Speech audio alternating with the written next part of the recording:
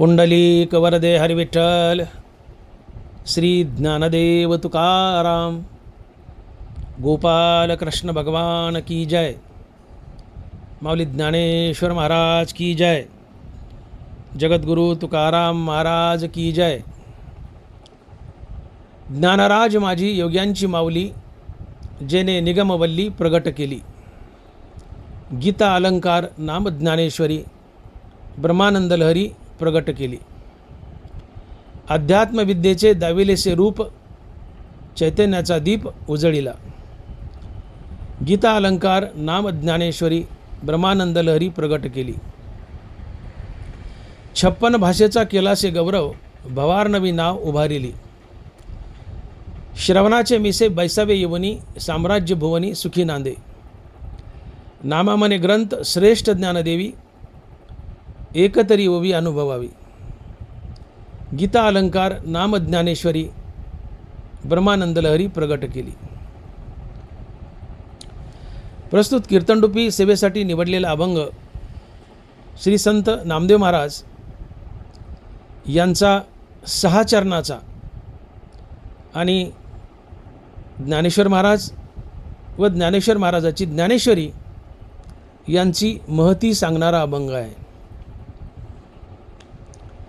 नामदेव महाराज म्हणतात, ज्ञानराज माझी योग्यांची माऊली, जेने निगमवल्ली प्रगट केली.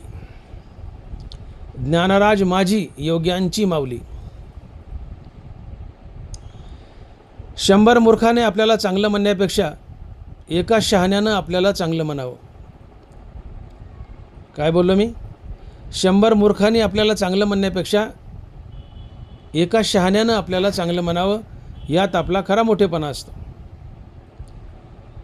तसं 100 मूर्खांनी ज्ञानोबाराला चांगलं म्हणण्यापेक्षा एका शहाण्या नामदेव महाराजाने ज्ञानेश्वर महाराजाला चांगलं म्हणावं, यात ज्ञानेश्वर महाराजाचा खरा मोठेपणा आहे. आणि म्हणून नामदेव महाराज अभंगाच्या पहिल्या चरणात म्हणतात की, ज्ञानराज माझी योग्यांची माऊली, जेने निगमवल्ली प्रगट केली. ज्ञानराज माझी योग्यांची माऊली, जेने निगमवल्ली प्रगट केली. 100 मूर्खांनी आपल्याला चांगलं म्हणण्यापेक्षा एका शहाण्याने आपल्याला चांगलं म्हणावं, त्यात आपला मोठेपणा आहे. तसं एका शहाण्या नामदेव महाराजाने ज्ञानेश्वर महाराजाला चांगलं म्हणावं, यात ज्ञानेश्वर महाराजाचा खरा मोठेपणा आहे. आणि गौरवानं कौतुकानं नामदेव महाराज म्हणतात की, ज्ञानराज माझी योग्यांची माऊली, जेने निगमवल्ली प्रगट केली. ज्ञानराज माझी योग्यांची माऊली. ज्ञानराज, ज्ञानोबारायांना अनेक नाव आहेत, जसं की ज्ञानराज, ज्ञानेश्वर, ज्ञाननाथ, ज्ञानोबराय, ज्ञानेश वगैरे वगैरे. खरं तर ज्ञानोबारायांचं खरं नाव ज्ञाननाथ आहे. ज्ञाननाथ. कारण ज्ञानेश्वर महाराज हे नाथ परंपरेतील आहेत. आदिनाथ गुरु सकळ सिद्धांचा मच्छिंद्र तयाचा मुख्य शिष्य. मच्छिंद्राने बोध गोरक्षाशी केला, गोरक्षवडाला गहिनी प्रती. गहिनी प्रसादे निवृत्ती दातार, ज्ञानदेवा सार चोजविले.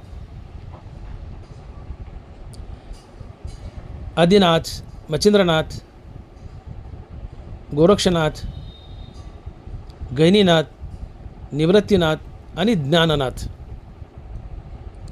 इथं येऊन ही गुरु शिष्याची परंपरा थांबते. प्रत्येकाला नाथ आहे. आदिनाथ, मत्स्येंद्रनाथ, गोरक्षनाथ, गहिनीनाथ, निवृत्तीनाथ आणि शेवट ज्ञाननाथ. तर ज्ञानेश्वर महाराजाचं खरं नाव आहे ज्ञाननाथ. परंतु त्यांनी ज्ञानेश्वरी लिहिली आणि ते ज्ञानाचे ईश्वर ठरले, म्हणून त्यांना तुम्ही आम्ही ज्ञानेश्वर म्हणू लागलो. प्रेमानं ज्ञानोबराय म्हणतो, कुणी ज्ञानेश म्हणतं, ज्ञानाचा ईश म्हणून. इथं प्रेमानं नामदेव महाराज ज्ञानराज म्हणत आहेत. जो ज्ञानाचा राजा आहे तो ज्ञानराज. अन्यथा ज्ञानेश्वर महाराजाचं खरं नाव ज्ञाननाथ, का तर ते नाथ परंपरेतील आहेत म्हणून. कारण ही गीता आदिनाथापासून चालत आली, गुरु शिष्य परंपरा, आणि शेवटी निवृत्तीनाथांनी ज्ञाननाथाला दिली, अर्थात ज्ञानेश्वर महाराजाला दिली, आणि ज्ञानेश्वर महाराजांनी अख्ख्या जगाला दिली ज्ञानेश्वरीच्या रूपानं. अशी ही गीता आदिनाथापासून ज्ञाननाथापर्यंत चालत आली आहे. पण इथं प्रेमानं नामदेव महाराज ज्ञानेश्वर महाराजाला ज्ञानराज म्हणतायत. ज्ञानराज माझी योग्यांची माऊली. ज्ञानराज जो ज्ञानाचा राजा आहे, जो ज्ञानाचा चक्रवर्ती सम्राट आहे, असा तो ज्ञानराज कोण आहे? तर हे ज्ञानराज योग्यांची माऊली आहेत. हे ज्ञानराज योग्यांची माऊली आहेत. तात्पर्य ज्ञानेश्वर महाराज हे योग्यांची माऊली आहेत, योग्यांची आई आहेत. मग हा योगी म्हणजे कोण? तर योगी म्हणजे भक्त, योगी म्हणजे साधक, योगी म्हणजे ज्याला परमात्मा प्राप्तीची इच्छा आहे, जो योगाचा अभ्यास करतो, किंवा जो आत्मज्ञानी आहे, जो स्थितप्रज्ञ आहे, जो संन्यासी आहे, या सगळ्यांना योगी म्हणतात. योगी शब्दाचा फार व्यापक अर्थ आहे. ज्ञानयोगी, कर्मयोगी, असे अनेक प्रकार आहेत योगांचे. आता हा योगी जो शब्द नामदेव महाराजांनी वापरला आहे, तर ते अष्टांग योग करणारे योगी केवळ यांच्याकरताच वापरलेला नाही आहे. कारण ज्ञानोबराय जे अष्टांग योगाच्या मार्गानं भगवंतात विलीन होतात, मुक्त होतात, ज्ञानोबराय फक्त त्यांचीच माऊली आहेत असं नाही आहे. ज्ञानोबराय अखिल जगाची माऊली आहेत, अखिल विश्वाची माऊली आहेत. आणि म्हणून इथं योगी हा जो शब्द आला आहे, तो ज्ञान योग्यासाठी आला आहे आणि भक्त योग्यासाठी आला आहे. साध्या भाषेत बोलायचं झालं तर या अभंगात योगी शब्द जो आला आहे, तो सरळ भक्तासाठी घ्यावा. मग तो ज्ञानयोगी असो, अर्थात सांख्ययोगी असो, किंवा कर्मयोगी असो, जो भगवंताचा भक्त आहे, जो साधक आहे, किंवा जो सिद्धावस्थेला गेला आहे, या सर्वांसाठीच योगी शब्द लागू पडतो. कारण फक्त ज्ञानयोग्यासाठी जर योगी वापरला तर ज्ञानोबराय फक्त ज्ञानयोग्यांची माऊली ठरतील. मग ज्ञानोबराय काय कर्मयोग्यांची माऊली नाहीत? जे नामस्मरणाच्या मार्गाने भगवत प्राप्तीला चाललेत, काय त्यांची माऊली नाहीत? आणि म्हणून हा गुंता होऊ नये म्हणून या अभंगात आलेला योगी शब्द हा अतिशय व्यापक आहे. आणि या योगी शब्दाचा सरळ अर्थ घ्यावा भक्त. का? तर ज्ञानोबराय सर्वांचीच माऊली आहे. तुम्ही कोणत्याही मार्गाने जा भगवत प्राप्तीला, त्या प्रत्येक साधकाची ज्ञानोबराय माऊली आहेत. आणि म्हणून योगी म्हणजे भक्त, योगी म्हणजे साधक, किंवा योगी म्हणजे सिद्धपुरुष. मार्ग कोणताही असो, जो भगवत प्राप्तीच्या दिशेने चाललाय, ज्याला भगवत प्राप्तीची ओढ आहे, तोच योगी. आणि म्हणून योगी म्हणजे भक्त, योगी म्हणजे साधक, योगी म्हणजे ज्याला भगवत प्राप्तीची ओढ आहे असा मनुष्य. अशा भक्ताची, अर्थात अशा योग्याची ज्ञानोबराय माऊली आहेत, आई आहेत. का बरं? माऊली होण्यासाठी, आई होण्यासाठी बाई व्हावं लागतं. आपण बापाला कधी आई म्हणतो का? आपला बाप घरात आला ना, आपण म्हणतो आई मला जेवायला वाढ ना. आपल्या बापाला कधी आपण आई म्हणतो का? माऊली म्हणतो का बापाला कधी? नाही. माऊली होण्यासाठी एक स्त्री लागते, एक बाई लागते. ज्ञानोबा राय तर पुरुष आहेत. एका पुरुषाला आई कसं म्हणावं, एका पुरुषाला स्त्री अर्थात माऊली कसं म्हणावं.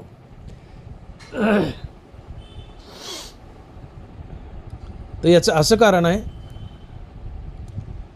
की ज्ञानोबा राय जरी प्रत्यक्षात योग्याला जन्म देत नसले तरी ज्ञानोबा रायाच्या संत वाङ्मयानं योगी जन्माला येतो आणि म्हणून ज्ञानोबा राय योग्याची माऊली ठरतात, योग्यांची आई ठरतात. ज्ञानराज माझी योग्यांची माऊली, ज्ञानराज माझी योग्यांची माऊली.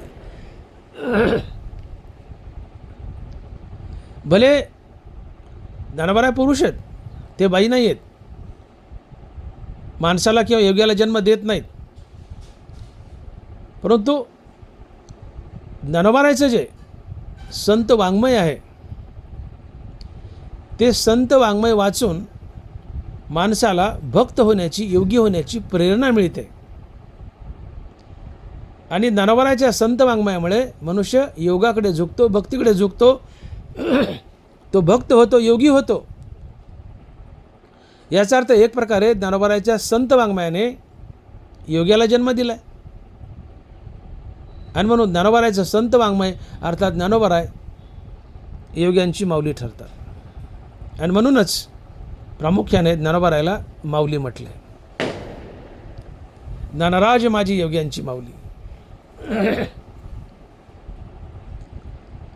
एखादा डॉक्टर आहे, त्या डॉक्टरला त्याच्या आईने जन्म दिलाय, परंतु 11वी-12वीला जे काही त्याला टीचर्स असतात सायन्स फॅकल्टीला शिकवायला, या टीचर्सनं या 12वीच्या मुलाला घडवलं आहे, मेडिकलला जाण्यासाठी प्रेरित केलं आहे आणि चांगला अभ्यास करून या गुरूंच्या मार्गदर्शनामुळं मुलगा मेडिकलला जायला प्रेरित झाला आहे, मेडिकलला गेला आहे, डॉक्टर झाला आहे. आणि म्हणून त्या मुलाची खरी आई जरी बाई असली परंतु ज्या टीचरमुळं तो डॉक्टर झाला आहे ते टीचर त्याचे माऊली ठरतात. का तर टीचरच्या शिकवण्यामुळं त्याला प्रेरणा मिळाली की आपण मेडिकलला जावं. तो मेडिकलला गेला, डॉक्टर झाला. तो डॉक्टर कोणामुळे झाला? 12वीच्या टीचर्समुळं. आणि म्हणून 12वीचे टीचर हे डॉक्टरचे माऊली असतात, डॉक्टरची आई असतात. तसं योगी आहे, तो योगी बनला आहे, पण कशामुळं? ज्ञानोबा रायच्या संत वाङ्मयामुळं, ज्ञानोबा रायमुळं. याचा अर्थ ज्ञानोबा रायांनी योग्याला जन्म दिला आणि जो जन्म देतो तो माऊली असतो. आणि म्हणूनही किंबहुना म्हणूनच ज्ञानोबा रायांना योग्यांची माऊली म्हणतात, भक्तांची माऊली म्हणतात. योगी म्हणजे भक्त, सरळ अर्थ घ्या, भक्त. ज्ञानयोगी असो, कर्मयोगी असो, कुणी असो, ज्ञानोबा अखिल ब्रह्मांडाची माऊली आहेत. पण योगी म्हणजे भक्तच, सगुण असो, निर्गुण असो, मार्ग कोणताही असो.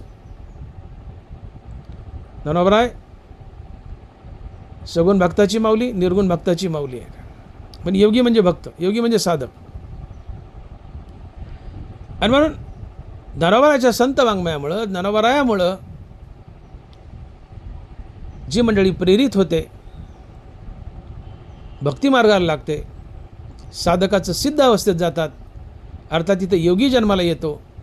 आणि हा जो योगी जन्माला आला आहे तो ज्ञानोबा रायाच्या संत वाङ्मयामुळं अर्थात ज्ञानोबा रायामुळं. पर्यायाने ज्ञानोबा रायाने योग्याला जन्म दिला आहे आणि जो जन्म देतो ती माऊली असते. आणि मग ज्ञानराज योग्यांची माऊली आहेत. आणि नामदेव महाराज लिहित आहेत की ज्ञानराज माझी योग्यांची माऊली, जेने निगमवल्ली प्रगट केली. ज्ञानराज माझी योग्याची माऊली, जेने निगमवल्ली प्रगट केली. ज्ञानोबा राय अखिल जगाचे, अखिल विश्वाचे माऊली आहेत. ज्ञानोबा रायाला अनेक कारणामुळे माऊली म्हणतात. मी बोलून गेलो हे कारण झालं, इतरही पुष्कळ कारण आहेत की ज्यामुळे ज्ञानोबा रायाला माऊली म्हणतात. माऊली म्हणजे आई,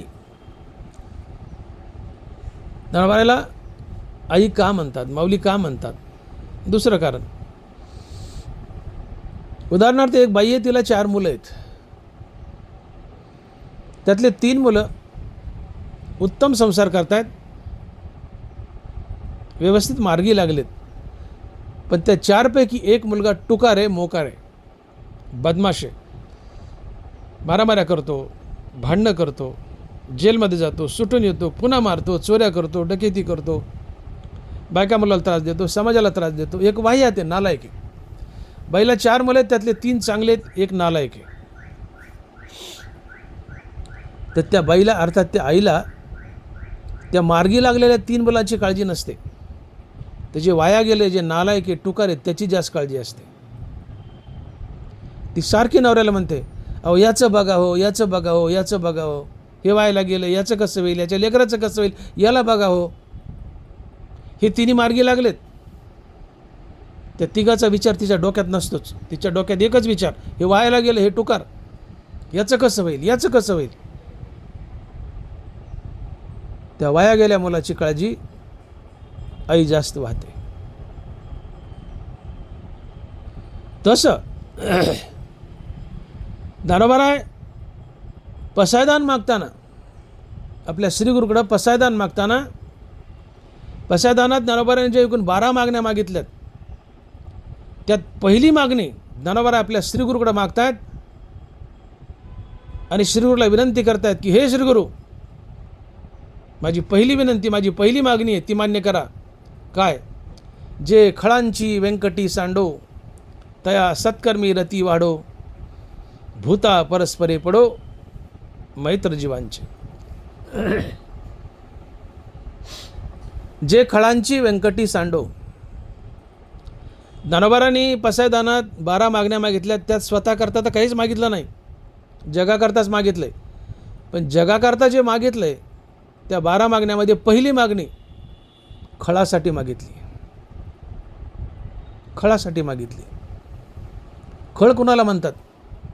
ज्ञानोबाराय खळाची व्याख्या सांगतायत. आणि काही एक दिसे, जे दुष्कृती चित्त उल्हासे, अंधारी जागणे जैसे डुडुळाचे. जे दुष्कृती चित्त उल्हासे, अंधारी जागणे जैसे डुडुळाचे. अंधार पडल्या घुबडाला जशी मजा वाटते, तसे दुष्कृत्य केल्यानं ज्याच्या चित्ताला मजा वाटते, तोच खरा खळ असतो. जो समाजाला विनाकारण त्रास देतो तोच खळ. दुष्कृत्य केल्याने ज्याच्या चित्ताला आनंद मिळतो तोच खळ. दुष्कृती चित्त उल्हासे, अंधारी जागणे जैसे डुडुळाचे. मुद्दाम वाईट वागायचं, मुद्दाम जगाला त्रास द्यायचा, खुडीलपणा करायचा, दुष्कृत्य केल्याने ज्याच्या चित्ताला आनंद मिळतो तोच खळ. आणि म्हणून हे खळ परमार्थात आहेत, राजकारणात आहेत, समाजात आहेत, सर्वत्र खळ आहेत. एव्हरीवेअर खळ इज देअर. एव्हरीवेअर खळ इज देअर. मोकार नालायक लोकातच खळ आहेत असं नाही. शिकलेल्यात आहेत, अडाणीत आहेत, परमार्थात आहेत, कीर्तनकारात, प्रवचनकारात, टाळकऱ्यात बी खळ आहेत. एखाद्याचं कीर्तन पाडायचं असेल तर मुद्दाम माझीपेक्षा जास्त प्रमाण द्यायचे, त्याला बोलूच द्यायचं नाही. हा परमार्थातला खळ आहे.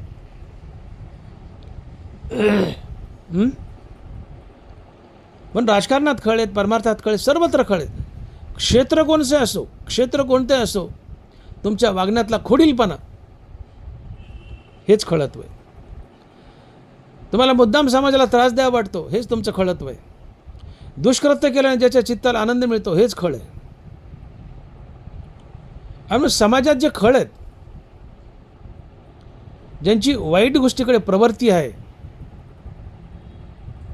त्या खळाचं खळत्व जावं ही पहिली मागणी आपल्या श्रीगुरूकडं निवृत्तीनाथानं मागितली. जे खळांची व्यंकटी सांडो. तात्पर्य ज्ञानोबारांनी चांगल्याची काळजी केली नाही.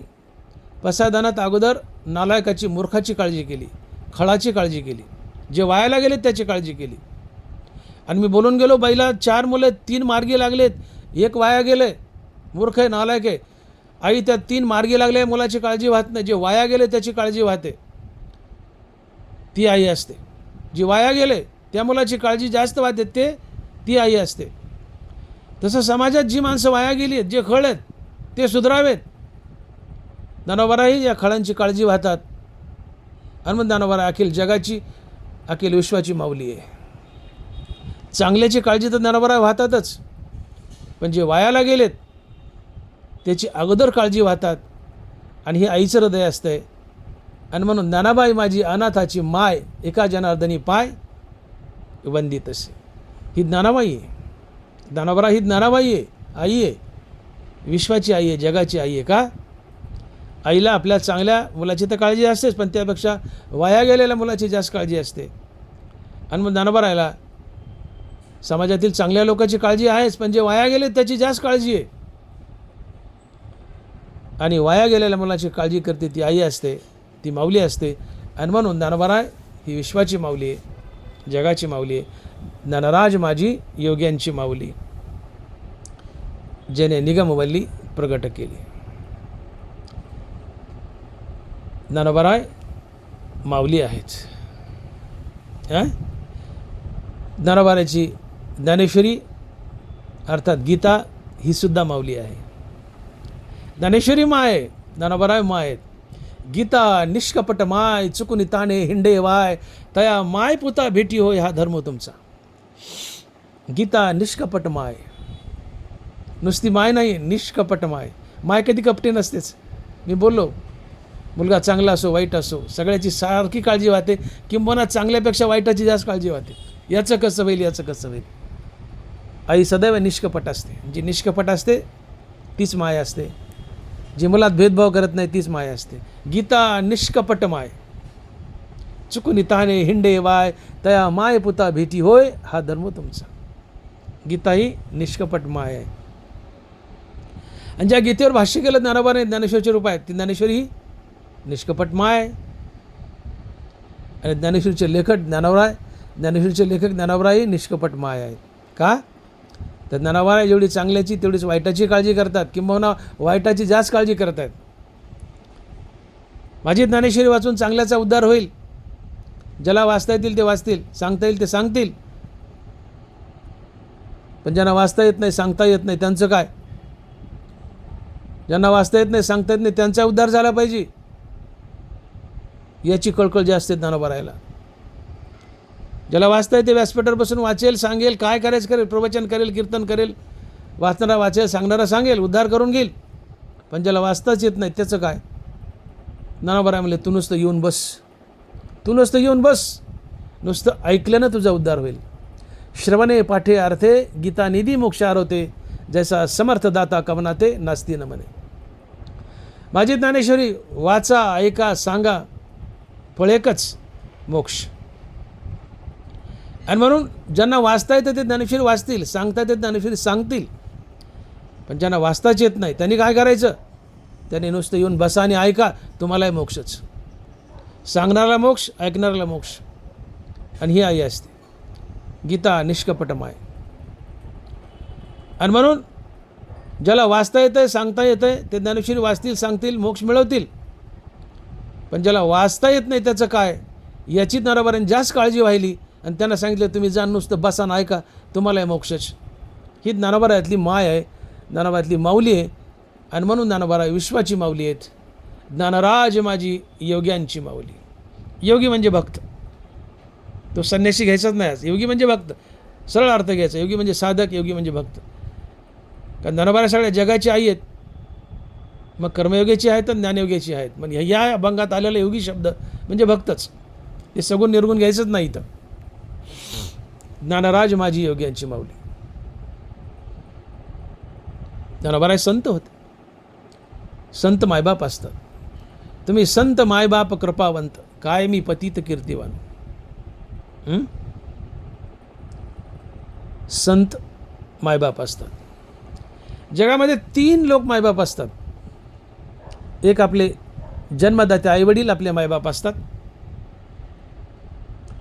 संत मायबाप असतात आणि भगवंत मायबाप असतो. मायबाप त्याला म्हणतात की जे अपकार करणाऱ्यावर सारखा उपकारच करतात, ते मायबाप असतात. आणि जगात 3च जाती अशा आहेत की ज्या सातत्यानं अपकार करणाऱ्यावर उपकारच करतात, ती आहे आपले जन्मदाते मायबाप, संत आणि भगवंत. तुम्ही तुमच्या जन्मदात्या आईवडिलांना कितीही अपकार करा, ते तुमच्यावर उपकारच करणार. तोडा चिरा दुग्धधाराचे येते. साने गुरुजीची एक गोष्ट आहे की एक प्रियकरण एक प्रेयसी होती. ती प्रेयसी त्या प्रियकराला म्हणते की तुझं माझ्यावर प्रेम आहे ना. प्रियकर म्हणतो हो. मग माझ्यावरचं प्रेम सिद्ध करण्यासाठी तू जा आणि तुझ्या आईचं काळीच काढून आण मला दे. मग मी गृहीत धरील किंवा माझी खात्री पटेल की तुझं माझ्यावर खरं प्रेम आहे. आता ते पोरगं पुरीसाठी येडं झालेलं. आत्ता आणतो म्हणला, पळत गेलं. घरी गेलं, आई धरली, खसखस गळा कापला, आई मारली, छाती फाडली, काळीज हातात घेतलं, पळत सुटलं त्या पोरीकडं. पळताना त्याला ठेच लागली आणि हातातलं काळीज खाली जमिनीवर पडलं. आणि त्या काळजातून एक आवाज आला, बाळ तुला काही लागलं का रे? बाळ तुला काही लागलं का रे? याला आई म्हणतात, याला माऊली म्हणतात, याला म्हणतात अपकार करणाऱ्यावर उपकार करणं. आणि जो अपकार करणारा उपकार करतो तो मायबाप असतो. ती माय असते, ती माऊली असते. आईला कापलंय, केवढा मोठा अपकार केलाय, कापलंय, तिला अपकार केलाय, तरी ती मुलावर उपकारच पडते, तरी ती मुलावर उपकारच करते. मुलगा पडलाय आणि म्हणते बाळ तुला काही लागलं का रे? आणि म्हणून अपकार करणाऱ्यावर जो सतत उपकार करतो तो मायबाप असतो, ती माय असते, ती माऊली असते. म्हणून आपले जन्मदाते आईवडील हे आपले मायबाप असतात. का तर मायबाप आपल्या पुत्रावर, अपकार करणाऱ्या पुत्रावर सातत्याने उपकारच करतात. पुत्राचे लाखो अपराध पोटात घेतो तोच बाप असतो. मुलगा चुकलाय, बापापुढे उभा राहिला आणि माफी मागतो, बाबा चुकलंय, आणि बापानं माफ नाही केलं तर त्या माणसाला बाप म्हणून घ्यायचा काहीच अधिकार नाही, काहीच अधिकार नाही. पुत्राचे लाखो अपराध पोटात घेतो तोच बाप असतो. कारण मायबाप त्यालाच म्हणतात की जे अपकार करणाऱ्या पुत्रावर सातत्याने उपकारच करतात तेच मायबाप असतात. आणि म्हणून आमचे जन्मदाते आईवडील आमचे मायबाप असतात. ऐशी कळवळ्याची जाती करी लाभा विनप्रीती. जन्मदाते आईवडील आमचे मायबाप असतात. संत आमचे मायबाप असतात. एकदा पावसाळ्याचे दिवस पाण्यामध्ये विंचू वाहत चाललाय. एक साधू नदीवर स्नान करत होता. त्या प्रवाहात तो विंचू वाहत चाललाय. साधूनं पाहिलं, साधू त्याकडे धावला. त्या साधूनं तो विंचू उंजळीत घेतला आणि त्याला वाटलं याला किनाऱ्यावर सोडावं, वाचवावं, पण जात विंचवाची. त्या विंचवाने त्या साधूला खनखन नांगी हल्ली. विंचू पाण्यात पडला, पुन्हा प्रवाहात वाहू लागला. साधू पुन्हा धावला, पाण्यासहित उंजळीत घेतला, पुन्हा किनाऱ्यावर चालला सोडायला. विंचवाने पुन्हा नांगी हल्ली, विंचू पाण्यात पडला. साधू पुन्हा त्याला उंजळीत घेऊन किनाऱ्यावर चालला. अंगाचा दाह झालाय, मुंग्या आल्यात, विंचू पुन्हा चावतोय. हा पुन्हा घेतो किनाऱ्यावर सोडायला जातोय. बाजूला स्नान करणारे माणसं म्हणले, साधू महाराज तुम्ही काय वेडे आहेत का हो? अहो तुम्ही त्याला वाचवायला चाललं पण ते तुम्हाला नांग्या हाणतंय, तुमच्या अंगाचा दाह झालाय, जाऊ द्या ना भाऊन, मरू द्या ना म्हणले त्याला. साधू म्हणतो, बाबानो, चावणं हा विंचवाचा स्वभाव आणि उपकार करणं हा माझा स्वभाव. मी जर उपकार करायचा सोडून दिला तर मी साधू कसला? तुका म्हणे आता उरलो उपकारापुरता. तुका म्हणे आता उरलो उपकारापुरता. हा तुका जो उरलाय तो केवळ उपकारापुरता. जगाच्या कल्याणा संतांच्या विभूती. आणि मग जगानं अपकार करत राहावं, संतांना त्यांना माफ करावं, सढळ हाताने त्याच्यावर उपकारच करत राहावा. का? संत मायबाप असतात. वरी फोडावया लागी लोह मिळे परिसाच्या अंगी, ते तर मिळते प्रसंगी सोन्याची व्हायचे. ननवर आहे. घन घेतला आणि घन परिसावर मारलाय आणि त्या लोखंडी घनाने त्या परिसाचा चुरा केलाय. परंतु तरी फुटत असताना त्या परिसाने आपल्या स्पर्शानं त्या लोखंडाचं सोनं गेलंय. लोखंडी घनानं परिसाला फोडलंय, चुरा केलाय, परिसाला अपकार केलाय.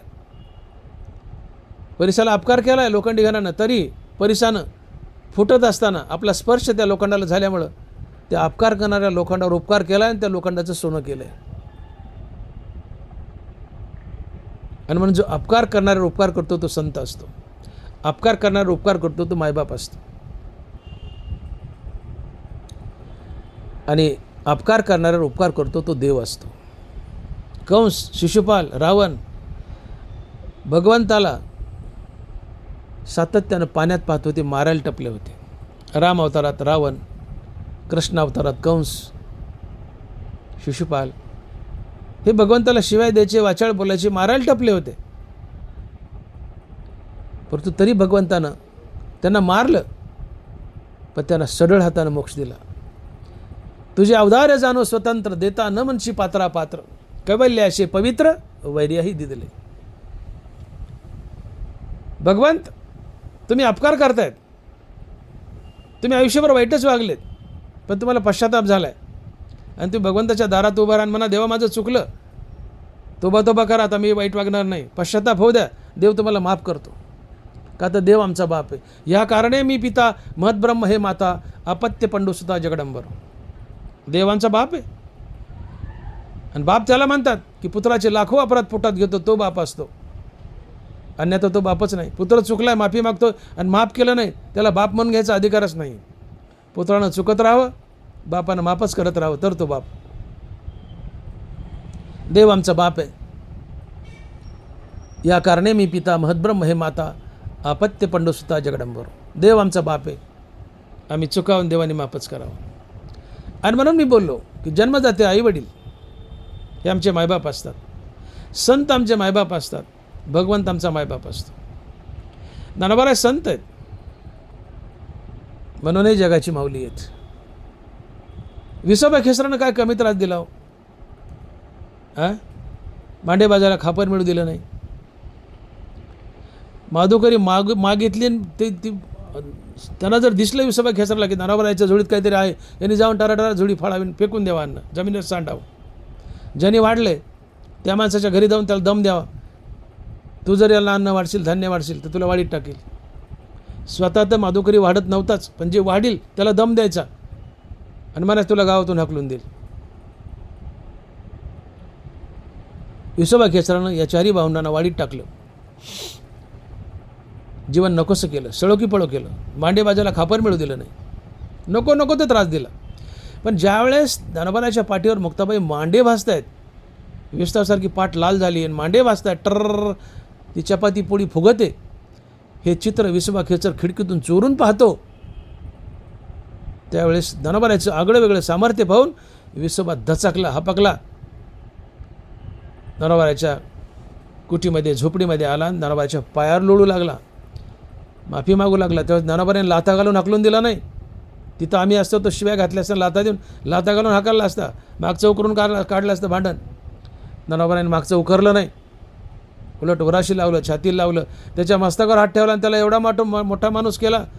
तो पुढे नामदेव महाराजचा गुरु झाला. हा आजचा अभंग ज्याने लिहिला नामदेव महाराज, त्यांचा तो विसोबा खेचर गुरु झाला. याला म्हणतात अपकार करणाऱ्यावर उपकार करणं. संत सातत्यानं अपकार करणाऱ्यावर उपकार करतात म्हणून ते जगाची माऊली असतात. ज्ञानोबा सातत्यानं अपकार करणारे उपकार करतात म्हणून जगाची माऊली आहेत. ज्ञानोबा चांगल्यापेक्षा खळाची जास्त काळजी वाहत आहेत म्हणून माऊली आहेत.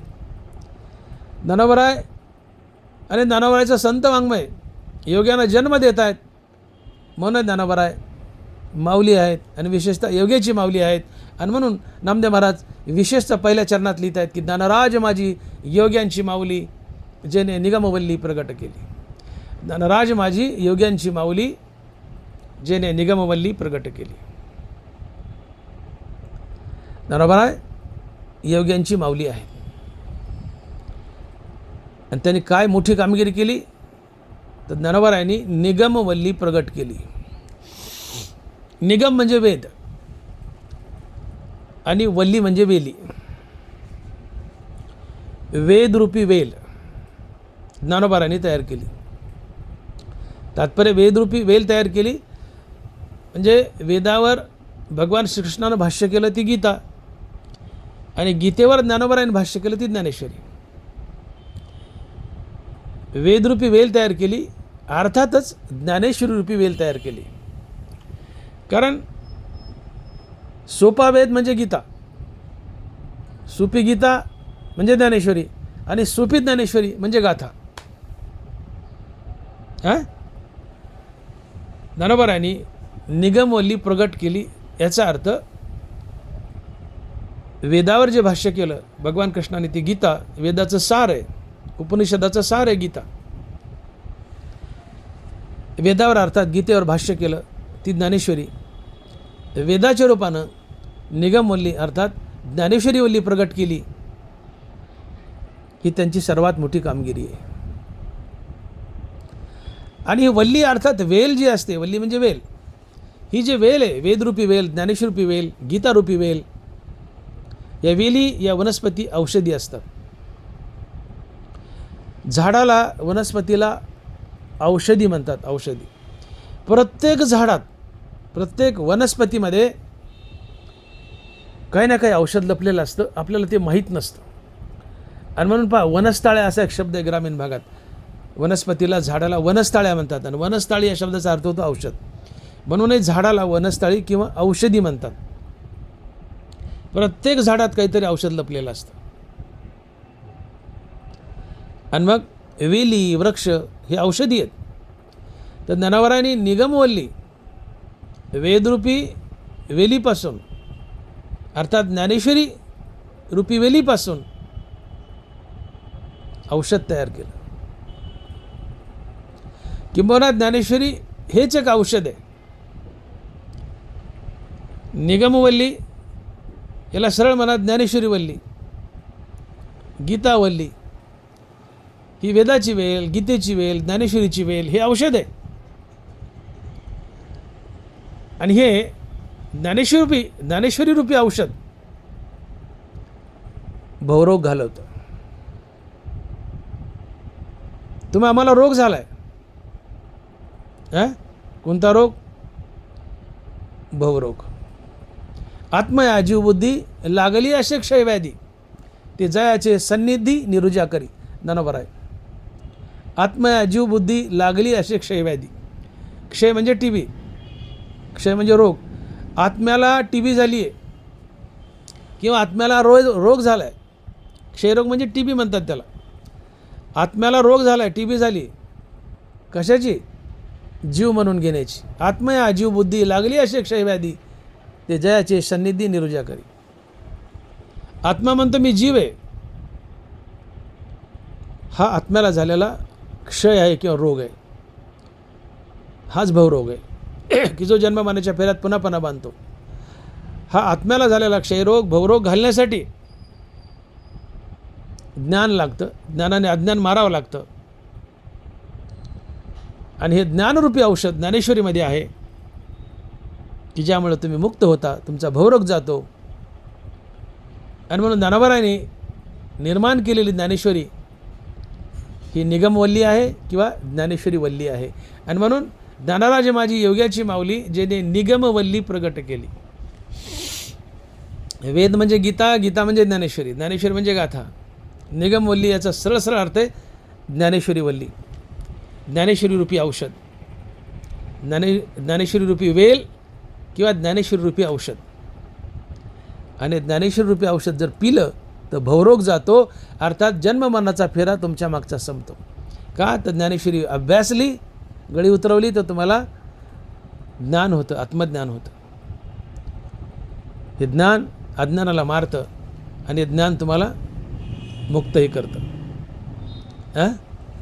आणि म्हणून गीता ज्ञानेश्वरी काय आहे हे सांगताना ज्ञानोबारांनी 2 वाक्यात अख्खी गीता गुंडाळली. 2च वाक्यात ज्ञानोबा लिहितात, अविद्या नाशू हे स्थळ, मोक्ष पादान हे फळ, या दोही केवळ साधन ज्ञान. अविद्या नाशू हे स्थळ, मोक्ष पादान हे फळ, या दोही केवळ साधन ज्ञान. इतुलेचे नाना परी निरूपिले ग्रंथ विस्तारी, तिचे आता 2 अक्षरी अनुवादावे. या 2 ओव्यात अख्खी गीता कव्हर केली. अख्खी इतुलेची नाना परी निरूपिले ग्रंथ विस्तारी. गीता किंवा ज्ञानेश्वरी हा जो विस्तार आहे या दोनच गोष्टी अनेकदा वेगवेगळ्या रूपाने भगवंतांनी सांगितल्या. काय की अविद्या नाशू हे स्थळ, मोक्षपादान हे फळ. या दोन्ही केवळ साधन ज्ञान. ज्ञानानं अविद्येचा नाश करायचा आणि अविद्येचा नाश झाला की तुम्हाला मोक्ष मिळतो. उभी नीट आहे का? अविद्या नाशू हे स्थळ, मोक्षपादान हे फळ. या दोही केवळ साधन ज्ञान. या ज्ञानरूपी साधनानं अविद्या मारायची. अविद्या मेली की तुम्हाला मोक्ष मिळतो. ज्या ज्ञानानं अविद्या मरते आणि तुम्हाला मोक्ष मिळतो, तुमचा भवरोग जातो, ते ज्ञान तुम्हाला ज्ञानेश्वरीमुळे प्राप्त होतं. आणि म्हणून ज्ञानेश्वरी ज्ञान नावाचं औषध देते, तुमचा भवरोग घालवते. आणि ही जी ज्ञानेश्वरीरूपी औषध आहे याला नामदेव महाराज निगमवल्ली म्हणतात किंवा ज्ञानेश्वरी वल्ली म्हणतात.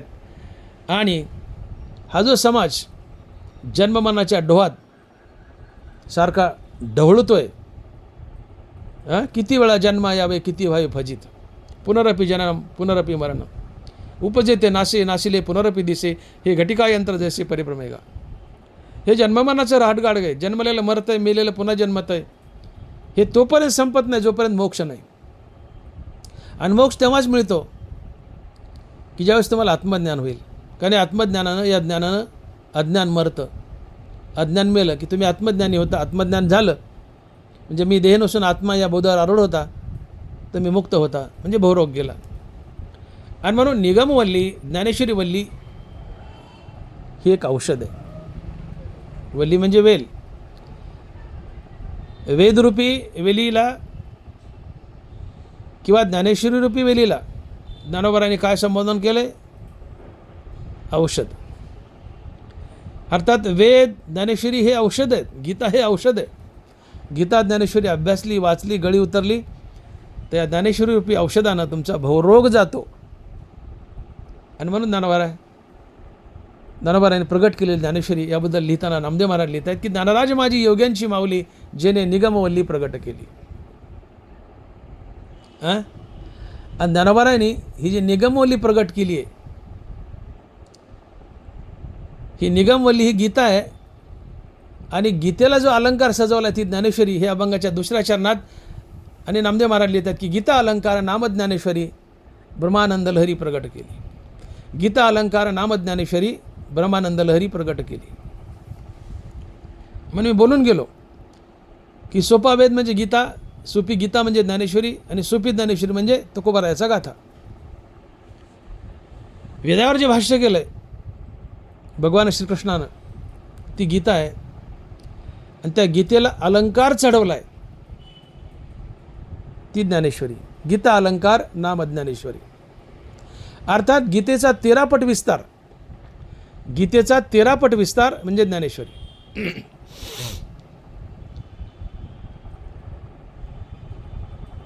गीतेचा विस्तार भगवान श्रीकृष्णानं स्वतः येऊन केला आहे. आणि म्हणून हे ज्ञानेश्वर महाराज दुसरे तिसरे कुणी नसून हे साक्षात भगवान विष्णू आहेत, भगवान श्रीकृष्ण आहेत. कुरुक्षेत्रावर घाई गर्दीमध्ये जेवढी सांगता येईल तेवढी गीता सांगितली. पण याच भगवंताला, भगवान श्रीकृष्णाला वाटलं की या गीतेला सोपं करावं, अजून विस्तारित करावं. म्हणून या भगवान श्रीकृष्णानं ज्ञानोबारायाचं रूप धरलं आणि याच गीतेचा 13 पट विस्तार केला, ती ज्ञानेश्वरी आहे. आणि ज्ञानेश्वरीने या गीतेला अलंकृत केलं आहे. आणि मग ज्ञानोबाराय स्वमुखानं लिहित आहेत ज्ञानेश्वरीत, येत अलंकारिले कवन कवने हे निर्वचना. येत अलंकारिले कवन कवने हे निर्वचना.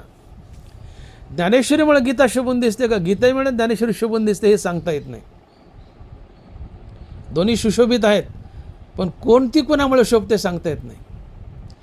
गीतेमुळे ज्ञानेश्वरी शोभून दिसते का ज्ञानेश्वरीमुळे गीता शोभून दिसते सांगता येत नाही. ज्ञानोबाराय स्वमुखाने म्हणतात येत अलंकारिले कवन कवने हे निर्वचना. सांगताय ना म्हणले की गीतेमुळे माझी ज्ञानेश्वरी उठून दिसते का माझ्या ज्ञानेश्वरीमुळे गीता उठून दिसते हे सांगता येत नाही. पण तरी नामदेव महाराज उत्तर देत आहेत की ज्ञानोबारायाच्या ज्ञानेश्वरीमुळे गीता उठून दिसते. गीता अलंकार नाम ज्ञानेश्वरी. गीतेवर अलंकार चढवला आहे, दागिना चढवला आहे. कशाचा? ज्ञानेश्वरीचा. एखादी सुंदर बाई आहे, देखणी बाई आहे, आणि तिला खूप दागिने घातले, सजवलं आहे, नटवलं आहे, दागिने भारी भारी कपडे घातलेत. दागिन्यामुळे बाई सुंदर दिसते. दागिन्यामुळे बाई सुंदर दिसते का बाईमुळं दागिने सुंदर दिसतात हे सांगता येत नाही. तसं गीतेमुळं ज्ञानेश्वरी सुंदर दिसते का ज्ञानेश्वरीमुळे गीता सुंदर दिसते हे सांगता येत नाही. हनुमान ज्ञानवारा लिहितात की अलंकारिले कवन कवने हे निर्वचन. आणि म्हणून हीच गीता भगवान कृष्णानं स्वतः येऊन विस्तारित केली आहे. महाविष्णूचा अवतार सखा माझा ज्ञानेश्वर जनाबाई बोलत आहेत. आणि म्हणून ज्ञानेश्वर महाराज हे दुसरं तिसरं कुणी नसून साक्षात महाविष्णू आहेत, भगवान श्रीकृष्ण आहेत, भगवान श्रीकृष्णाचा अवतार आहे. अशी ही गीता, अशी ही ज्ञानेश्वरी भगवंतानंच विस्तारित केली ज्ञानोबाराच्या बोटाला धरून. ज्ञानोबारा निमित्त मात्र आहेत, भगवान कृष्णच येऊन गीतेचा विस्तार करतायत, कारण ज्ञानेश्वर महाराज हे भगवान कृष्णच आहेत. आणि अशी ही ज्ञानेश्वरी, हिच्याबद्दल बोलताना ज्ञानोबा म्हणतायत की माझ्या जीवनातील सगळ्यात मोठं फळ काय असेल तर त्या मी लिहिलेली ज्ञानेश्वरी. काय बहु बोलो सकळा मिळविलो जन्मफळा, ग्रंथसिद्धीचा सोहळा दाविला हा. ज्ञानोबाला XYZ माणसाने विचारलं की ज्ञानोबा तुमच्या जीवनातलं सगळ्यात मोठं फळ काय, तर ज्ञानोबाने उत्तर दिले काय बहु बोलो सकळा मिळविलो जन्मफळा, ग्रंथसिद्धीचा सोहळा दाविला हा. ज्ञानोबा म्हणतात की माझ्या जीवनातले सगळ्यात मोठं फळ काय असेल तर मी लिहिलेली ज्ञानेश्वरी.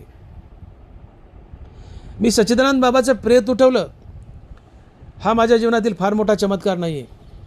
सच्चिदानंद बाबाचं प्रेत उठवलं, रेड्यामुखी वेद बोलवला, मुक्ताबाईच्या पाठीवर मांडे भाजले, जड भिंत चालवली. ज्ञानोबा म्हणतात हे असले चमत्कार माझ्या डाव्या हाताचा मळ आहे. माऊली म्हणतात माझ्या जीवनातला सगळ्यात मोठा चमत्कार जर काय असेल तर तो आहे मी लिहिलेली ज्ञानेश्वरी. मी लिहिलेली ज्ञानेश्वरी. काय बहु बोलो सकळा मिळविलो जन्मफळा, ग्रंथसिद्धीचा सोहळा दाविला हा. माझ्या जीवनातली सगळ्यात मोठं फळ काय असेल तर ते मी लिहिलेली ज्ञानेश्वरी. आणि एवढी मोठी ज्ञानेश्वरी मी का लिहू शकलो तर ज्ञानोबा बोलतात की माझी या सत्यवादाचे तप वाचा केले बहुत कल्प, तया फळाची महाद्वीप पातली प्रभू. मी जेवढे अवतार घेतले मनुष्य म्हणून जेव्हा इथं आलो तेव्हा प्रत्येक मनुष्य जन्मात मी एकदाही खोटं बोललो नाही. माझी या सत्यवादाचे तप वाचा केले बहुत कल्प. ज्ञानोबा म्हणतात मी जेव्हा मनुष्य म्हणून इथं आलो तेव्हा माझ्या प्रत्येक मनुष्य रूपात प्रत्येक अवतारात मी सातत्यानं सत्य बोललो, एकदाही खोटं बोललो नाही, सातत्यानं सत्य बोललो. फायदा काय, ज्ञानेश्वरी लिहिण्याची पात्रता माझ्यात आली. माझी असत्यवादाचे तप वाचा केले बहुत कल्प, तया फळाची महाद्वीप पातली प्रभू.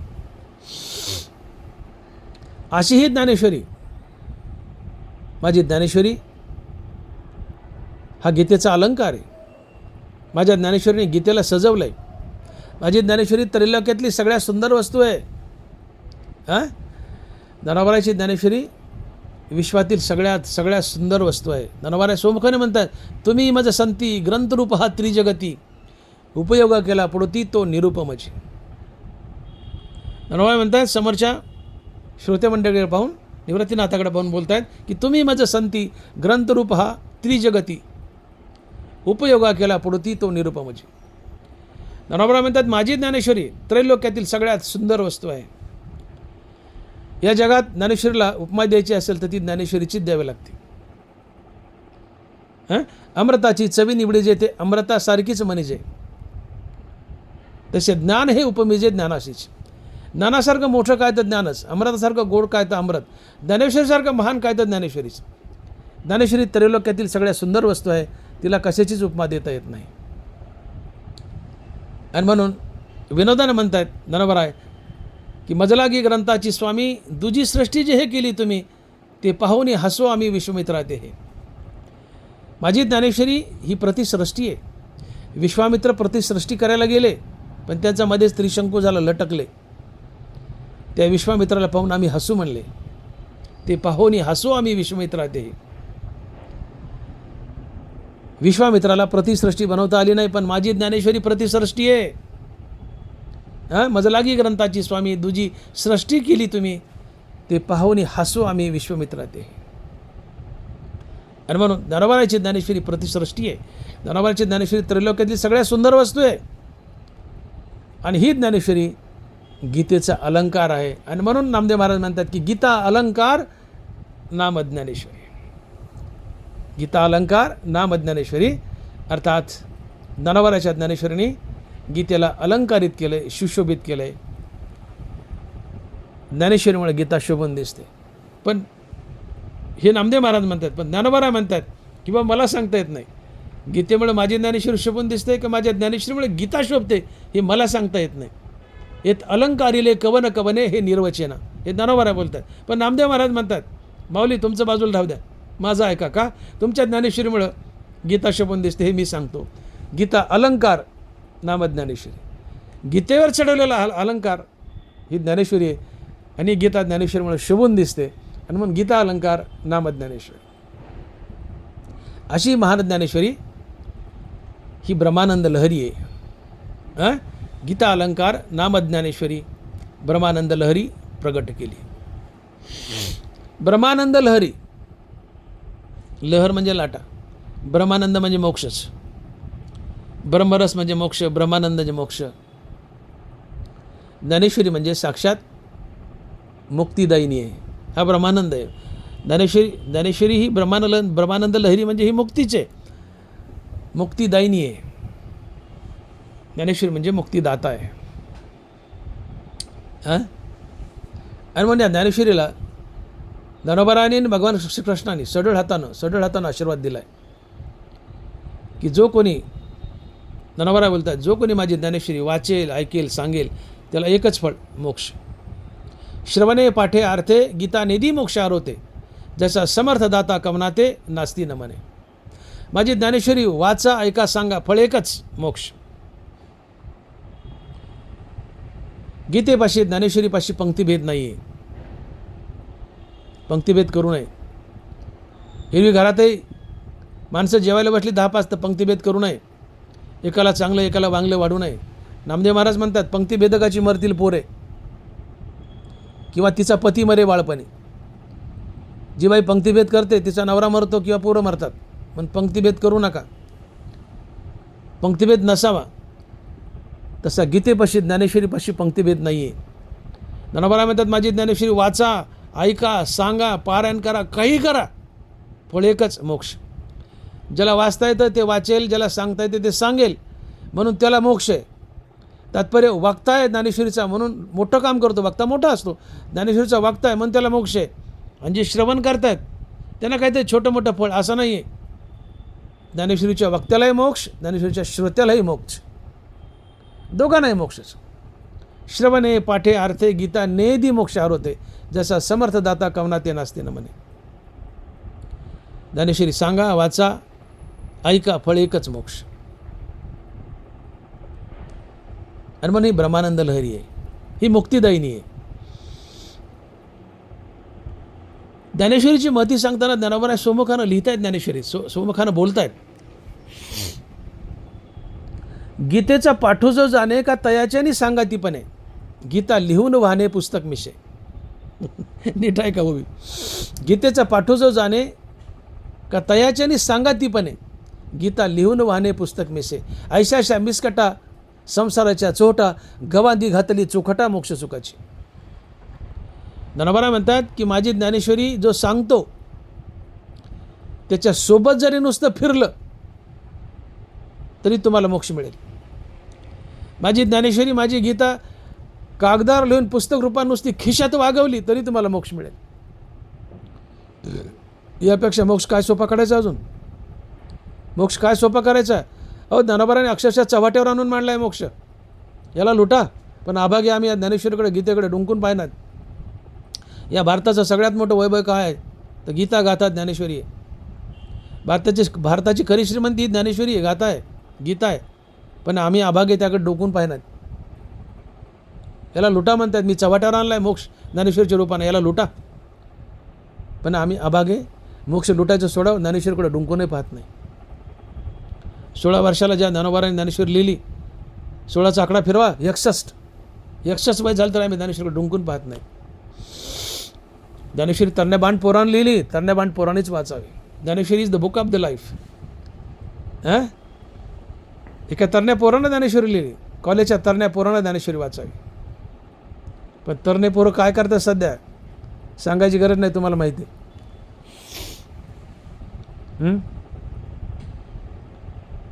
काय एखादी बाई आहे आंब्याची डाल घेऊन जर बसली, जुन्या काळात म्हातारा बाई आंब्याच्या पाट्या घेऊन विकायला यायच्या, किंवा गावातलीच म्हातारी चौकामध्ये आंब्याची पाटी घेऊन बसली, पिकलेले आंबे. भूक लागली, घरून भाकर आणा वाटलं किंवा पाणी आणा वाटलं, म्हातारी डाल मोकार सोडली आणि गेली घरी भाकरी आणायला. घरून आणून खावा मुली पाठीपाशी बसून. त्या म्हातारीला येऊस तर पोरांनी ती आंब्याची डालच लुटली. म्हातारी माघार आली तर एकही आंबा नाही, पोरांनी लुटलीच डाल. ज्ञानोबा म्हणतात तसा मोक्ष लुटा. म्हातारी जशी चवट्यावर बसली आंबे विकीत, तसं मी चव्हाट्यावर मोक्ष आणला आहे. त्या पोरांनी म्हातारीची डाल लुटली, या मोक्षाला लुटा. आणि मग ज्ञानोबा लिहितात की गीतेचा पाठू जो जाणे का तयाच्यानी सांगातीपणे गीता लिहून वाहणे पुस्तक मिशे. जो गीता सांगतो, ज्ञानेश्वरी सांगतो, त्याच्यासोबत नुसतं फिरलं तरी मोक्ष. गीता ज्ञानेश्वरी कागदावर लिहून पुस्तकासारखी खिशात वागली तरी मोक्ष. ऐशा मिसकटा संसाराच्या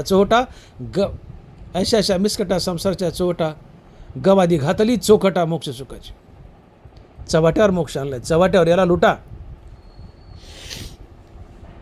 पण आम्ही आबागीकडे डुंकून पाहिनात. आणि म्हणून ज्ञानेश्वर महाराजाची ज्ञानेश्वरी ही ब्रह्मानंद लहरी आहे, मुक्तिदायिनी आहे.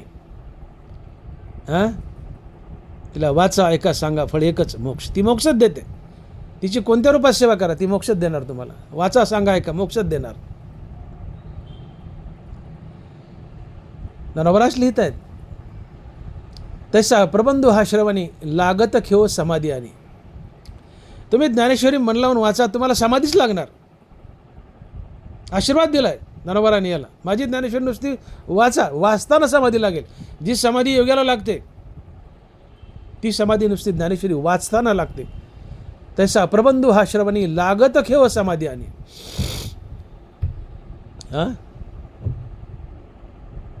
याच्यापेक्षा काय सोपं करायचं. मोक्षदानी स्वतंत्र ज्ञान प्रधान हे शास्त्र. माझी ज्ञानेश्वरी मोक्ष देण्याच्या बाबतीत स्वतंत्र आहे. भगवान श्रीकृष्णाने ज्ञानोबा यांनी आशीर्वादच देऊन टाकलाय. ज्ञानेश्वरी वाचा, ऐका, सांगा, तुम्हाला मोक्षच मिळेल. आणि मग ज्ञानोबा लिहित आहेत की मोक्षदानी स्वतंत्र ज्ञान प्रधान हे शास्त्र. मोक्ष देण्याच्या बाबतीत माझी ज्ञानेश्वरी स्वतंत्र आहे. तिला कोणाच्या खोबड्या घ्यायची गरज नाही आहे. ही मुक्तिदायिनी आहे. आणि म्हणून हिला नामदेव महाराज ब्रह्मानंद लहरी म्हणतात. आणि ती ज्ञानोबारांनी प्रगट केली. आणि म्हणून गीता अलंकार नामज्ञानेश्वरी ब्रह्मानंद लहरी प्रगट केली. पुढे तिसऱ्या चरणात नामदेव महाराज लिहित आहेत की अध्यात्मविद्येचे दाविलेसे रूप चैतन्याचा दीप उजळीला. ज्ञानेश्वरींनी अध्यात्माचं रूप दाखवले. अध्यात्म काय असते, काय असतं अध्यात्म? अध्यात्माची खरी व्याख्या कधी आपण अभ्यासली का? ज्ञानोबा अध्यात्माची व्याख्या सांगतायत. माऊली अध्यात्म म्हणजे काय लिहित आहेत. आणि आकाराचे नि झालेपणे जन्मधर्माते नेणे आकारलोपी निमणे नाही जया. आणि आकाराचे नि झालेपणे जन्मधर्माते नेणे आकारलोपी निमणे नाही जया. अशा आपल्याची सहज स्थिती जया ब्रह्माची नित्यता असती तया नाम सुभद्रापती अध्यात्मगा. हे जग आकाराला आलं, ब्रह्म आकाराला येत नाही. हे जग नाहीसं झालं, ब्रह्म नाहीसं होत नाही. ते अमर आहे. ही जी ब्रह्माची सहज आणि नित्य अवस्था आहे याला अध्यात्म म्हणतात. म्हणजे अध्यात्म म्हणजे एक प्रकारे देवच. अध्यात्म म्हणजे काय अभ्यास नव्हे. अध्यात्म या शब्दाचा बारीक अर्थ काढा तर अध्यात्म म्हणजे देवच. अध्यात्म म्हणजे ब्रह्मच. ब्रह्माची नित्यता. आता ब्रह्म म्हणजे देव, ब्रह्म म्हणजेच पांडुरंग. ब्रह्मनित्य म्हणजे पांडुरंग नित्य. आणि ब्रह्माची पांडुरंगाची नित्यता म्हणजे अध्यात्म आहे. मग अध्यात्म म्हणजे देवच झाला किंवा सरळ ओवी ऐका ना. आणि आकाराचे नि झालेपणे जन्मधर्माते नेणे आकारलोपी निमणे नाही जया, ऐशा आपल्याची सहज स्थिती जया ब्रह्माची नित्यता असती, तया नाम सुभद्रापती अध्यात्मगा. जग जन्माला आलं, ब्रह्म जन्माला येत नाही. जग बुडालं, ब्रह्म बुडत नाही. ते नित्य असते. ही ब्रह्माची नित्य अवस्था म्हणजे अध्यात्म. आणि ब्रह्माची नित्य अवस्था म्हणजे ब्रह्म मरत नाही, जन्मत नाही, ते नित्य आहे, अमर आहे. याला अध्यात्म म्हणतात. म्हणजे अध्यात्म म्हणजेच ब्रह्म, ब्रह्म म्हणजेच अध्यात्म. अर्थात अध्यात्म म्हणजे देव किंवा अध्यात्म म्हणजे ब्रह्म, ब्रह्माची नित्य अवस्था. ही अध्यात्मविद्या, ही ब्रह्मविद्या ज्ञानोबाराच्या ज्ञानेश्वरीने प्रगट केली आहे. बघा ज्ञानोबारा काय लिहित आहेत. जे हे विश्वची होऊ नये असे, परी विश्वपण नासलेनी न नासे, अक्षरे पुसल्या न पुसे अर्थ जैसा. गुरुजींनी पाटीवर काही शब्द लिहिलेत, मुलांनी ते शब्द आकलन केलेत, पाठ केलेत, त्याचा अर्थ पाठ केला आहे, समजून घेतला आहे. आता गुरुजींनी थोड्या वेळ ते अक्षरे पुसून टाकले. अक्षरे पुसले, अक्षरे नाही झाली, पण त्यातला अर्थबोध नाहीसा झाला का? नाही झाला. जे हे विश्वाची होऊ नये असे, परी विश्व पण नासलेनी न नासे, अक्षरे पुसल्या न पुसे अर्थ जैसा. पाटीवर लिहिलेली अक्षरं पुसली तर पुसल्या जातात, पण त्यात लपलेला अर्थ पुसल्या जात नाही. तसं परब्रह्म कधीच पुसल्या जात नाही. ते नित्य आहे आणि ते अध्यात्म आहे. ना तरी अटती अलंकारी, नाटते कनक जिया परी, तसे मरतीय जीवा करी अमर जे आहे. मरक्या जीवात जे अमर आहे ते अध्यात्म आहे. मरक्या जीवात जे अमर आहे ते ब्रह्म आहे. आणि मग ब्रह्माची जी नित्यता आहे याला अध्यात्म म्हणतात. ब्रह्म जन्मत नाही, ब्रह्म मरत नाही, ब्रह्म नित्य आहे, या गोष्टीला अध्यात्म म्हणतात. ब्रह्म नित्य आहे, ब्रह्म म्हणजे देव, अर्थात देव नित्य आहे. देव नित्य आहे, ब्रह्म नित्य आहे, म्हणजे अध्यात्म. सरळ अध्यात्म म्हणजे देवच की हो. आणि म्हणून अध्यात्मविद्येचे दाविलेसे रूप, अर्थात देवाची प्राप्ती कशी करून घ्यावी, हे ज्ञानेश्वरीने आम्हाला शिकवलं आहे. आणि म्हणून अध्यात्मविद्येचे दाविलेसे रूप चैतन्याचा दीप उजळीला. ज्ञानेश्वरीमुळे तुमचं चित्त चैतन्यमय होतं. चित्त चैतन्यमय होणे म्हणजेच मोक्ष असतो. अहंकार असेल, मनाचा मनपणा नाहीसा होणं हीच मुक्ती असते. आणि ज्ञानेश्वरी आम्हाला शिकवते की चित्ताचं चैतन्य कसं करावं, मनाचं चैतन्य कसं करावं. आणि म्हणून आमच्या विवेकाला जी काजळी आली आहे, अविवेकाची काजळी फेडून विवेकदीप उजळी, योगी पाहे दिवाळी निरंतर. ज्ञानेश्वरीमुळं आमचा विवेक मेल आहे. ज्ञानेश्वरी आमचा विवेक जागा करते. आणि विवेक तो असतो की ज्याला सार आसार कळतं. जगत नाशिवंत आहे, परमात्मा अविनाशी आहे, तो अविनाशी परमात्मा मी आहे असा बुद्धीचा निश्चय होणं म्हणजे विवेक जागा होणं. आणि हा विवेक जागा ज्ञानेश्वरी करते. आणि विवेक जागा झाला की तुम्हाला भगवंताची प्राप्ती निश्चित रूपाने होतेच. आणि तुमचा चैतन्याचा दीप उजळला जातो, अर्थात तुम्हाला भगवत प्राप्ती होते. तात्पर्य, अध्यात्मविद्येचे दाविलेसे रूप चैतन्याचा दीप उजळीला, ज्ञानेश्वरीमुळं तुम्हाला भगवंताची प्राप्ती होते, असं तिसऱ्या चरणात नामदेव महाराज लिहित आहेत. पुढे चौथ्या चरणात लिहित आहेत की श्रवणाचे मिसे बैसावे येवनी, साम्राज्य भुवनी सुखी नांदे. चौथ्या चरणात 56 भाषेचा केलासे गौरव, भवार नवी नाव उभा राहिली. चौथं चरण, 56 भाषेचा केलासे गौरव, भवार नवी नाव उभा राहिली. ज्ञानेश्वरीमध्ये एकूण 56 भाषा आल्यात. अहो, आम्हाला रडत पडत 3 भाषा पाठ आहेत, रडत पडत. मातृभाषा धड बोलता येत नाही आम्हाला. आम्ही मराठी माणसं, आम्हाला जो महाराष्ट्रात राहतो मराठी बोलतो तो प्रत्येक माणूस मराठा आहे. आम्ही मराठी भाषिक आहोत, मराठी मुलकातले आहोत. आणि म्हणून आमची मातृभाषा मराठी आहे. आणि म्हणून मराठी शब्दाचा अर्थ होतो की जो महाराष्ट्रात राहतो आणि मराठी बोलतो तो प्रत्येक माणूस मराठा आहे. आणि म्हणून मराठा ही जात नाही आहे, मराठा हा मुलूक आहे. आणि म्हणून ज्ञानोबाला लिहितात की माझा मराठाची बोल कौतुके, परी अमृतात ही पैजा जिंके, ऐशी अक्षरे रसिके मिळविणे. माझा मराठाचं बोल कौतुके, माझा मराठाचं बोल कौतुके ज्ञानोबा असं लिहितात, तर एका मराठा जातीकडे बोट करत नाहीत ते. इथं ज्ञानोबांना हे सांगायचं की महाराष्ट्रात राहणारा प्रत्येक माणूस मराठा आहे.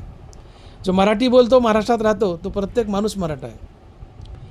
पंजाब, सिंध, गुजरात मराठा, गुजरातमध्ये राहतो गुजराती, पंजाबमध्ये राहतो पंजाबी, महाराष्ट्रात राहतो मराठी बोलतो तो मराठी. आणि म्हणून जो मराठी बोलतो, महाराष्ट्रात राहतो, त्या प्रत्येक माणसानं म्हणून घ्यावं मी मराठा आहे. जातीपाती मोडून जातील. जो या महाराष्ट्रात राहतो आणि मराठी बोलतो, तो प्रत्येक माणूस मराठा आहे.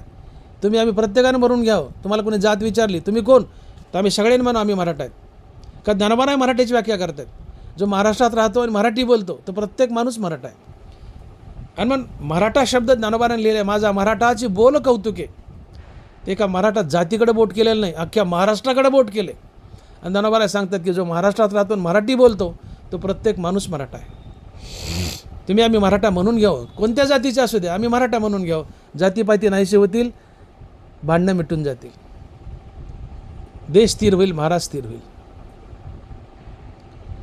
मी बोलत होतो की आम्हाला आमची मातृभाषा नीट बोलता येत नाही, मराठी नीट बोलता येत नाही. आली तर थोडीफार मराठी भाषा तर येईलच तुम्हाला, आम्हाला मातृभाषा आहे ती बी नीट येत नाही, पण येते. दुसरी येडीवाकडी इंग्रजी येते आणि मोडकी तोडकी हिंदी येते. आमच्या महाराष्ट्रातील पुढाऱ्याची हिंदी ऐकावी. आमच्या नेत्यांना, पुढाऱ्यांना जर कधी हिंदीत भाषण करायची पाळी आली, अरे राम राम राम राम राम, आमचा पुढारी हिंदी बोलू लागला. फार थोडे पुढारी आहेत की ज्यांना हिंदी बरी बोलता येते, पण 95% असे पुढारी आहेत आमचे की त्यांना हिंदीत भाषण करायची वेळ आली की कीव येते त्यांची, त्यांच्या हिंदी भाषेवर नुसतं हसू येतं. मी का बोलतोय, आम्हाला मातृभाषा थोडी बरी येते, हिंदी नीट येतच नाही, इंग्रजी नीट येत नाही, इंग्रजीत लई लांबची राहिली. आम्हाला या 3 भाषा बळच रडत पडत येतात, मातृभाषा, मराठी आणि हिंदी रडत पडत येतात. ज्ञानोबांनी 56 भाषा अवगत केल्या होत्या. ज्ञानोबा देव होते, ज्ञानोबा कृष्ण होते. आणि म्हणून ज्ञानोबांनी ज्ञानेश्वरीमध्ये 56 भाषा घातल्यात. 56 भाषा, 56 भाषेचा केला असे गौरव, भवार नवी नाव उभा राहिली. आता ज्ञानोबा आहे ज्ञानेश्वरीमध्ये 56 भाषा घालतात. या भाषा हात जोडून उभ्या होत्या. ज्ञानोबा ज्ञानेश्वरी लिहायला बसले, नेवाशाला पैशाच्या खांबाला टेकले आणि ज्ञानेश्वरी लिहायला सुरुवात करणार, तेवढ्या सगळ्या भाषा आल्या आणि ज्ञानोबा पुढे हात जोडून उभ्या राहिल्या. ज्ञानोबा आमचा प्रवेश तुमच्या ज्ञानेश्वरीत करा. मराठी भाषा, सगळ्या भाषा मराठीत, पण इतरही भाषा ज्ञानोबाला शरण आल्या. जरी ज्ञानेश्वरी मराठीत असली तरी सगळ्या भाषा शरण आल्या. ज्ञानोबाला विनंती केली की आमचा प्रवेश या तुमच्या ज्ञानेश्वरीत करा, आमचा उद्धार होऊ द्या. आणि मग ज्ञानेश्वरीमध्ये एकूण 56 भाषा आल्यात. 56 भाषेचा केला असे गौरव, भवार नवी नाव उभारली. आम्हाला 2-3 भाषा नीट बोलता येत नाही, तर 56 भाषा कधी यावेत. मग ज्ञानोबाचं दैवत्व समजून घ्या. ज्ञानोबा कृष्ण होते. 56 भाषेचा केला असे गौरव, भवार नवी नाव उभारली. ज्ञानोबाची ज्ञानेश्वरी एक नाव आहे. ज्ञानोबाच बोलतात की नामाच्या सहस्त्रवरी नावा ये अवधारी, सजुनी संसारी तारू झालो, सडेजे देखील ते ध्यान कासे लाविले, परिग्रही घातले तरियावरी. हरिनाम ही एक नाव आहे. लेकरं बाळ, बायका पोरं हरिनामाच्या नावेत बसून मी पैलतीराला नेतो, मुक्ती देतो. जे सडेत त्यांना ध्यान करा म्हणतो, चिंतन करा म्हणतो, तप करा म्हणतो. पण बायका मुलं, लेकरं बाळ यांच्यासाठी मी नाव तयार केली. कशाची? हरिनामाची. त्यांना नावेत बसून पैलतीराला नेतो, मुक्ती देतो. नामाच्या सहस्रवरी नावा ये अवधारी, सजुनी संसारी तारू झालो, सडे जे देखील ध्यान कासे लाविले, परिग्रही घातले तयावरी. हरिनामाच्या नावेत बसून त्यांना पलीकडे नेतो. अर्थात तुम्ही नित्य हरिनाम घ्या, तुम्हाला मुक्ती लाभेल. ज्ञानोबा सांगतात जसं हरिनाम ही एक नाव आहे, तुम्हाला पैलतीराला नेऊन मुक्ती देते, तसं ज्ञानोबाची ज्ञानेश्वरी एक नाव आहे. आणि या भवसागरात ज्ञानोबांनी ज्ञानेश्वरी रूपी नाव उभी केली. हरिनाम घेतल्यानं मुक्ती मिळते. तशी माझी ज्ञानेश्वरी वाचा, तुम्हाला मुक्ती मिळेल, कारण ही नाव आहे. ज्ञानेश्वरीच्या नावेत तुम्ही बसले की पैलतीराला जाल, मुक्ती मिळेल. आणि म्हणून भव म्हणजे संसार, अर्णव म्हणजे समुद्र. हा जो भवसागर आहे, तरुण जायचा असेल तर माझी ज्ञानेश्वरी एक नाव आहे, तिच्यात बसा. अर्थात ज्ञानेश्वरी अभ्यासा, वाचा, ऐका. ही माझी ज्ञानेश्वरी तुम्हाला पैलतीराला नेईल आणि मुक्ती देईल. आणि म्हणून भवार नवी नाव उभारली.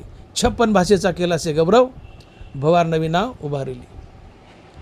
पुढे 5व्या चरणात नामदेव महाराज लिहित आहेत की श्रवणाचे मिसे बैसावे येऊनी, साम्राज्य भुवनी सुखी नांदे.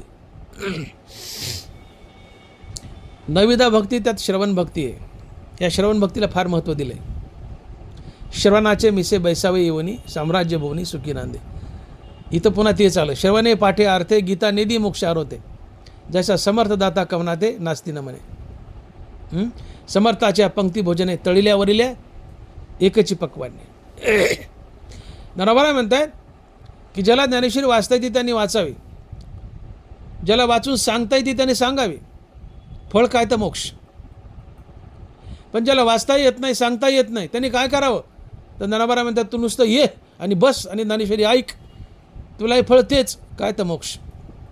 ज्ञानेश्वरी सांगणारला वेगळं आणि तुला वेगळं फळ नाही. ज्ञानेश्वरी सांगणारालाही मोक्षच, ज्ञानेश्वरी ऐकणारालाही मोक्षच.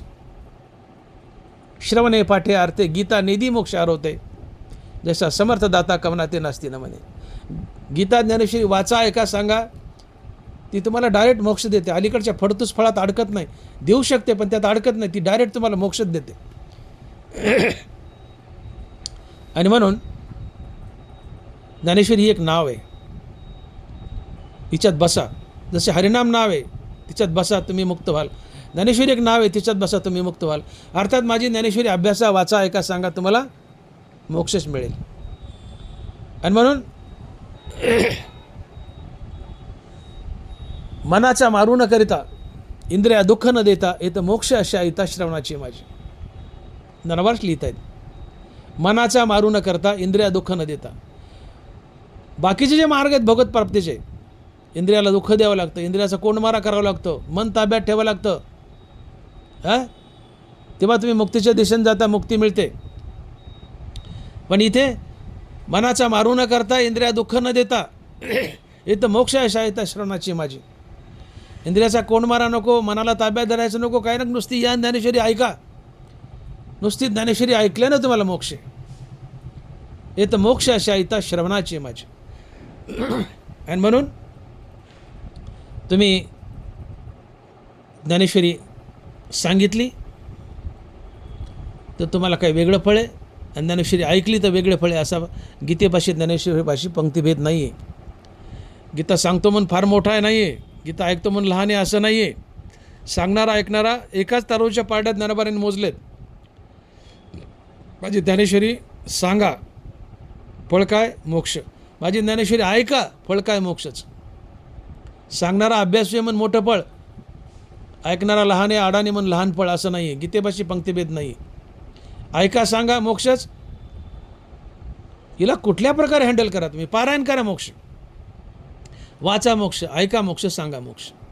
श्रवणे पाठे अर्थे, गीता निधी मोक्ष आरोते, जसा समर्थदाता कवनाते नास्ती न म्हणे.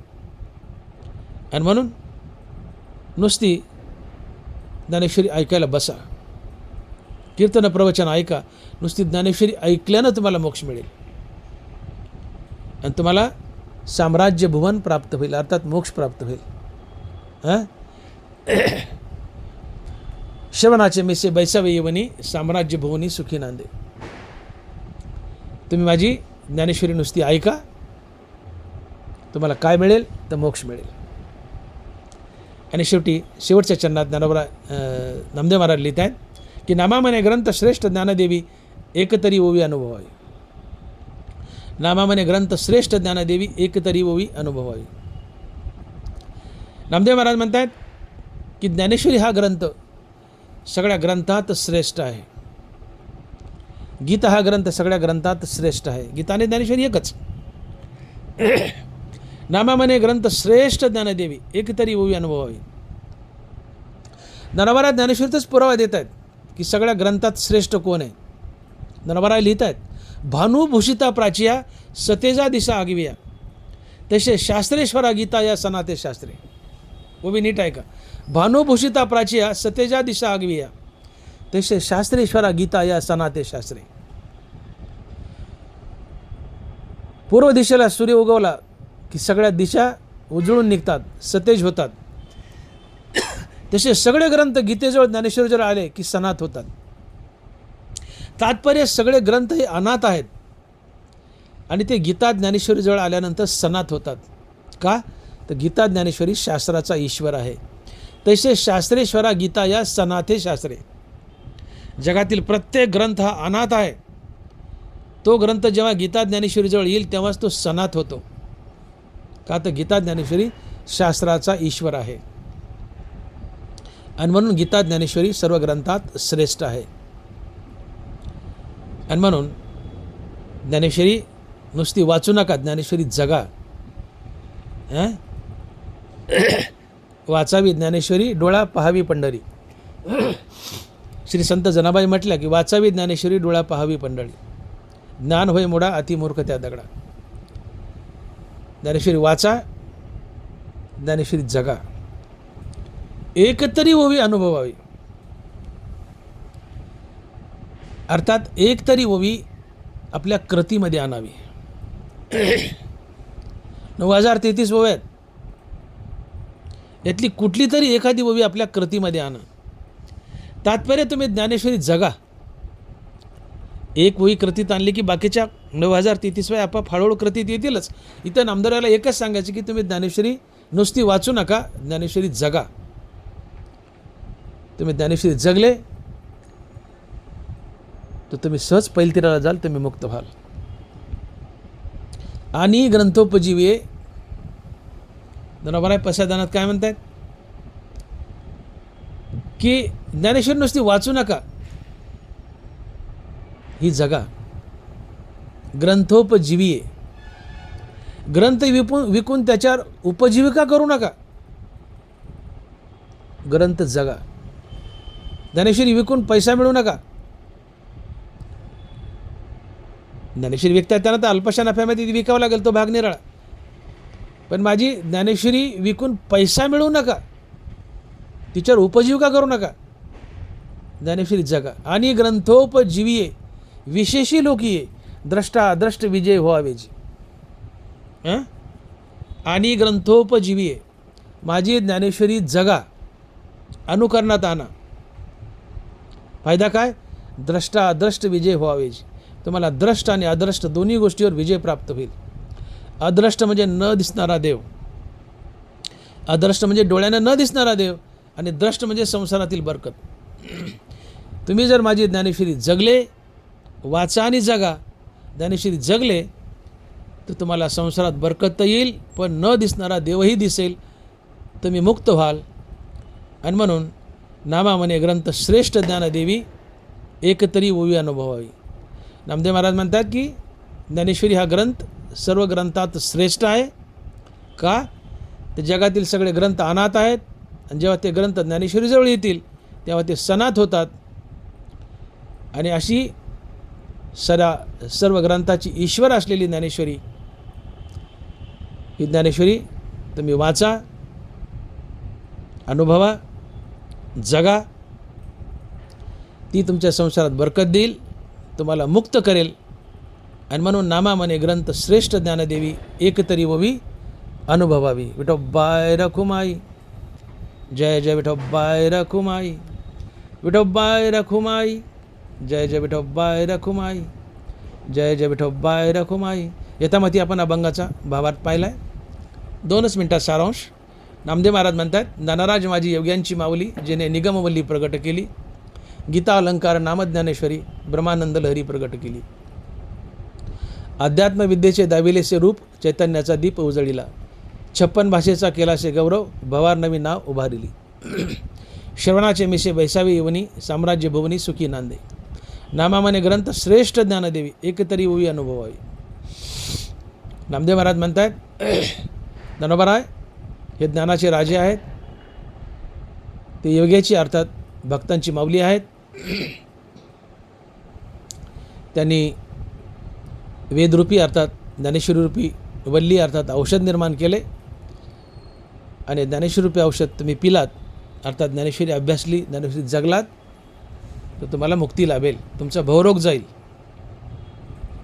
ज्ञानेश्वरी ही गीतेवर चढवलेला अलंकार आहे. ज्ञानेश्वरीमुळे गीता शोभून दिसते. ही ज्ञानेश्वरी ब्रह्मानंद लहरी आहे. अर्थात ही तुम्हाला मुक्ती मिळवून देते. ज्ञानेश्वरी साक्षात देव आहे.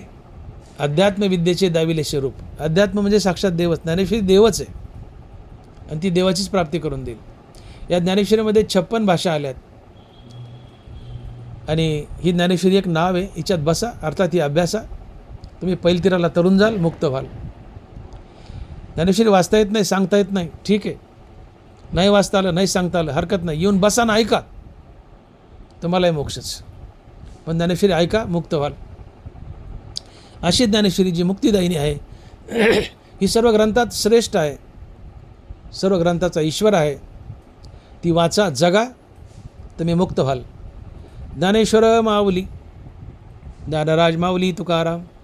ज्ञानेश्वर माऊली, ज्ञानराज माऊली तुकाराम. जय विठ्ठल, जय जय विठ्ठल. बोलिली लेकुरे वेळी वाकुडी उत्तरे. करा क्षमा अपराध महाराज तुम्ही सिद्ध. नाही विचारिला अधिकार मी आपुला. करा क्षमा अपराध महाराज तुम्ही सिद्ध. तुका म्हणे ज्ञानेश्वरा राखा पाया पै किंकरा. करा क्षमा अपराध महाराज तुम्ही सिद्ध. ज्ञानदेव तुकाराम, ज्ञानदेव तुकाराम. तुकाराम तुकाराम तुकाराम तुकाराम तुकाराम. पुंडलिक वरदे हरी विठ्ठल. श्री ज्ञानदेव तुकाराम. गोपाल कृष्ण भगवान की जय. मौली ज्ञानेश्वर महाराज की जय. जगद्गुरु तुकाराम महाराज की जय. विठ्ठल विठ्ठल विठ्ठल विठ्ठल विठ्ठल विठ्ठल.